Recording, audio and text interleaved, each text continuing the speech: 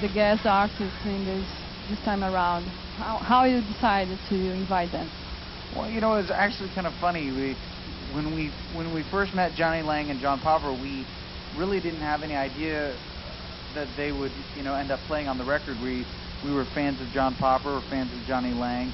We met them on tour in 1998, and you know, things worked out. John Popper invited us on stage one time at one of his concerts and said, "Would you play Umbop with me and my band?" And we said, "Well, sure."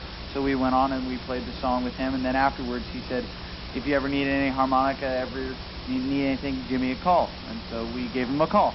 And Johnny Lang was kind of similar. We ran into him, yeah, several times. And just kind of asked him if he would play on the record, and he agreed, and obviously it worked out really well.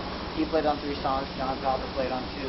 And I think they just added something different to the record that we couldn't play, obviously, because, you know, I mean, John Popper, harmonica player, there's no harmonica player in the band. And Johnny Lang has a very unique guitar style, which adds just kind of a different flavor to the songs.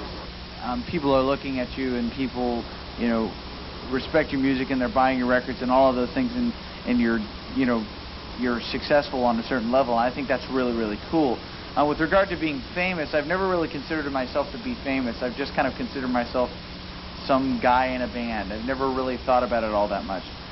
You know, it is really, really cool that you have fans, that you're able to do shows. I mean, that's really what's amazing and what's important and the coolest thing about being successful. But I think as far as, you know, being famous, that's all, you know, it Change your life a lot. Well, it does change your life, of course. I mean, because like I said, I mean, people are watching you. They're wondering, you know, they're, you know, asking you if you have girlfriends. They're asking you, you know, if you, and all the kinds of stupid things and all kinds of important things. They're asking, you know, like, when did this lyric get inspired, and why did you write that song? Or, you know, how can you be inspired, you know, to write this song if you've never experienced it? Or, you know, and then everything from, you know, all kinds of other silly things. So you never really know.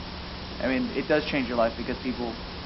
But it's a hard job, isn't it? Be on the road. How are you doing with the school? How is it? Well, I'm done with school, thank goodness. I mean, kind of with high school. Yeah. It's a balance. Yeah, Isaac is. I mean, he's out of high school. I have 1 more year to be done.